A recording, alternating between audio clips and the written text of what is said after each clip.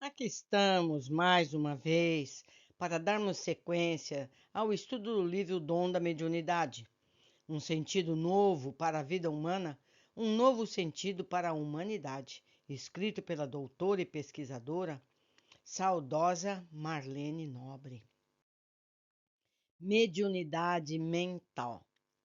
Allan Kardec publicou na Revista Espírita, de março de 1866, um estudo sobre a mediunidade mental, modalidade não muito conhecida, muito pouco comentada, no entanto, mais difundida do que se pensa, sobre a qual obteve novas informações espirituais para responder a uma consulente. Uma correspondente da Argélia escreveu-lhe solicitando o seu parecer sobre o seguinte fato. Disse a carta: Fico alguns instantes à espera, como depois de uma evocação. Sinto então a presença do espírito por uma impressão física e logo surge em meu pensamento uma imagem que me faz reconhecê-lo. Estabelece-se a conversa mental, como na comunicação intuitiva, e esse gênero de palestra tem algo de adoravelmente íntimo. Muitas vezes meu irmão e minha irmã encarnados me visitam, e às vezes acompanhados por meu pai e minha mãe do mundo dos espíritos. Há poucos dias tive a sua visita, caro mestre, e pela suavidade do fluido que me penetrava, julgava fosse um dos nossos bons protetores celestes. Imagine a minha alegria ao reconhecer em meu pensamento, ou antes no cérebro, o timbre próprio de sua voz. Olhem só, que interessante, que interessante. Continuando.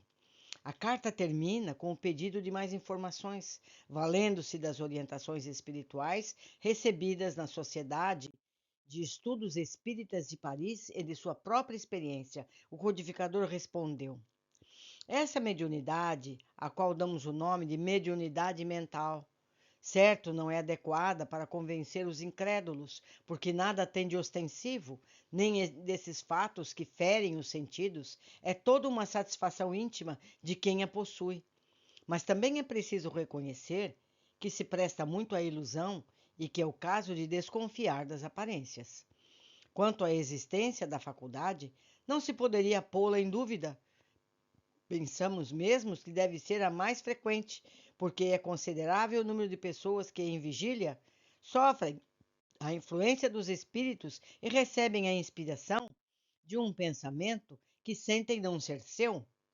A impressão agradável ou penosa que por vezes se sente à vista de alguém que se encontra pela primeira vez, o pressentimento da aproximação de uma pessoa, a penetração e a transmissão do pensamento são outros tantos efeitos devidos à mesma causa e que constituem uma espécie de mediunidade que pode dizer-se universal, pois cada um lhe possui, ao menos, os rudimentos, mas para experimentar seus efeitos marcantes é necessária uma aptidão especial, ou melhor, um grau de sensibilidade mais ou menos desenvolvido conforme os indivíduos. Nos dias de hoje, mediunidade mental volta à baila, dominada por chamando de Challenger entre os norte-americanos, ou channeling, ou canalização. Todos nós já ouvimos essa palavra cansativamente atualmente, não é? Eu canalizei, ninguém se diz médium, se dizem canalizadores, quando na verdade é a mesma coisa. A pessoa encontra-se em estado de vigília, mas em um modo que não consegue definir. Vê mentalmente, dialoga com os espíritos, recebe mensagens e orientações. Como previra Kardec, a mediunidade mental seria mais desenvolvida no futuro, ou seja, agora, quando o desprendimento fosse maior, mais fácil, pelo hábito do recolhimento. Quer dizer, quando os seres humanos fossem mais avançados moralmente e por isso tivessem maior facilidade de comunicação. Há muitos grupos de meditação, não é, meus amigos? E isso facilita. Continuando, o codificador recebeu outras instruções sobre a mediunidade mental, que também foram publicadas na Revista Espírita de março de 1866. Em uma delas, o espírito São Luís ressaltou que a mediunidade mental, diz nele o seguinte, é o primeiro degrau da mediunidade vidente e falante. Enquanto que o médium mental pode, se for bem informado, dirigir perguntas, receber respostas, sem ser por intermédio da pena ou do lápis, mais facilmente que o médium intuitivo, porque aqui o espírito do médium, estando mais desprendido, é um intérprete mais fiel. Mas para isso é necessário um ardente desejo de ser útil, trabalhar em vista do bem com um sentimento puro, isento de todo pensamento de amor próprio e de interesse. De todas as faculdades mediúnicas, é a mais sutil e mais delicada. O menor sopro impuro basta para a desmanchar. Como se verifica, o contato com o mundo espiritual é uma constante e aprimora-se lenta e gradualmente. A mediunidade mental é um passo além da intuição e constitui-se no primeiro degrau da mediunidade vidente e falante. Como nas demais formas de faculdade mediúnica, compete ao médium mental distinguir as boas das más inspirações e estar atento para a fragilidade desse tipo de comunicação, conforme esclarece São Luís. Meus amigos, quem de nós já não escutou claramente em nossa mente informações negativas, principalmente? Quando você está numa pedreira, numa coisa, dizem para nós salta. Quando você está na via pública dizendo salta, quem de nós já não recebeu esses convites? Vocês acham que é da nossa cabeça? Ou é uma intuição, ou é uma influência nos convidando para o erro?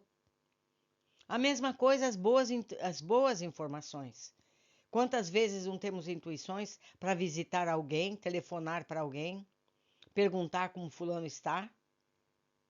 Isso não vem do nada. São nossos espíritos protetores que nos auxiliam ou aqueles espíritos que nos atrapalham, que querem ver o nosso mal.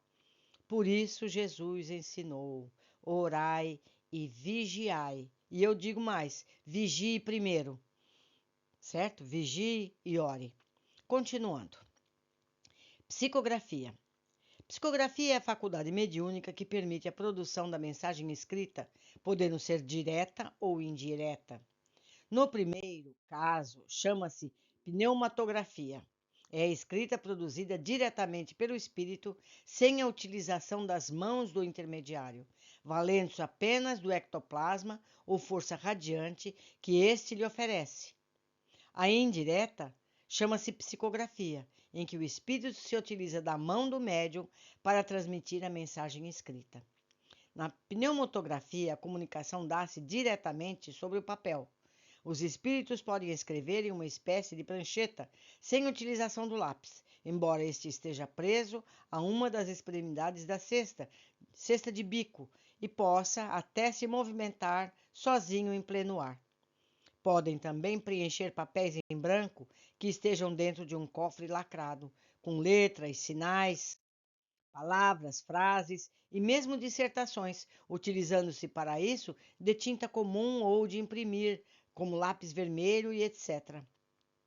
Um fenômeno da pneumatografia que se tornou célebre ocorreu no festim de Baltazar, conforme descrição da Bíblia no Velho Testamento, quando foram escritas 3 palavras em uma parede, anunciando a derrota e a morte do próprio anfitrião. Busquem nas Escrituras, vocês vão ver essa frase. Seguindo, no caso da pneumatografia, temos um fenômeno de efeito físico, porque não são utilizados os recursos mentais do médium, mas somente as suas forças radiantes ou ectoplasma. Quanto à psicografia indireta, ela pode ser intuitiva, semimecânica e mecânica, dependendo do tipo de transe mediúnico. Na psicografia intuitiva, a semimecânica, o transe é mais superficial. O médium acompanha o teor da mensagem antes ou à medida que ela é escrita na mecânica. O médium não sabe o conteúdo do que está escrito.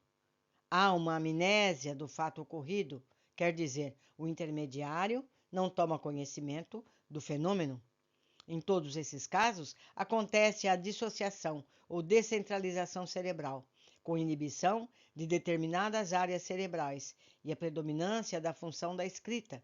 Mas no último caso, o da mediunidade mecânica, essa dissociação é mais profunda porque modifica o estado de consciência. Isso sempre se dá quando o mecanismo do sonambulismo ou da amnésia lacunar é acionado. Mas afinal, o que é transe? O que é dissociação? Jaime Servinho lembra a definição clássica de Pierre Janet em Além do Inconsciente, no seu capítulo 1º. Transe é um estado de baixa tensão psíquica com estreitamento do campo de consciência e dissociação. Com ela fica fácil entender os vários tipos de transe, inclusive o mediânico. O transe pressupõe certo rebaixamento do nível de consciência, um enfraquecimento de graus variados. Assim, quando falamos em estado de baixa tensão psíquica, estamos nos referindo ao decréscimo da tensão mental, ou seja, a passividade. Você fica sem pensar nada. Caminho natural do transe, que nos faz palmilhar os domínios do inconsciente. O estado de transe não significa, pois, suspensão, mas interiorização da consciência. Quanto à dissociação, o automatismo, isso está no livro Além do Inconsciente, no capítulo 1º, é o fato de uma área mais ou menos extensa do cérebro agir desvinculada da consciência normal. Nos casos mais comuns de transe, há automatismo parcial ou segmentar. Quer dizer, apenas certos grupos de neurônios, células nervosas, adquirem independência sem que haja alteração ostensiva do estado de consciência. Por exemplo, pode ser que a escrita e a palavra automática constituem atividade dissociada. O médium Peixotinho, ele escrevia simultaneamente com as duas mãos, cada uma escrevia um texto diferente por médium diferente. E enquanto isso ele conversava outros assuntos, ou seja, o espírito usava a mão dele para poder escrever. São inúmeros as modalidades de mediunidade. Continuando. Figuremos o caso de um psicógrafo consciente que, ao receber uma mensagem durante o transe mediúnico, tem a área cerebral da escrita a sobrepujar as demais, mantendo, no entanto, o seu estado de consciência. Nesse caso, o automatismo ou a dissociação é parcial ou segmentar. Se o psicógrafo é sonambúlico ou inconsciente, a dissociação é mais ampla, porque há alteração ostensiva do estado de consciência. O mesmo raciocínio pode ser aplicado ao médio de psicofonia. Nesse caso, é a área da palavra que está dissociada. Quando o médium entra em estado sonambúlico, dizemos que está em transe profundo. Ocorre amnésia lacunar, ou seja, a perda da memória relacionada com aquele momento da vida psíquica. Leiam isso em Além do Consciente, no seu capítulo 1º. A dissociação pode ser entendida como desconexão sináptica dos neurônios ou pelo mecanismo de inibição e excitação. Em linguagem psicológica, significa a existência de processos mentais subconscientes que eventualmente podem emergir e mesmo se sobreporem à consciência propriamente dita. Assim, existem dois estágios extremos de transe, o superficial e o profundo, conforme sejam as áreas dissociadas. No transe superficial, não há amnésia lacunar. O médium recorda-se de tudo e pode até duvidar se estava ou não em transe. Nesse caso, o córtex cerebral está presente no circuito mediúnico. No transe profundo e sonambúlico, o médium fica extremamente sugestionável e tem amnésia lacunar. Não se recorda do que acontece com ele nesse lapso de tempo.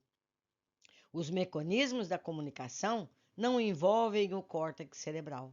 Podemos imaginar a extensa e variável gama de transes que ocorrem entre o superficial e o profundo, com estados alterados da consciência diversificados.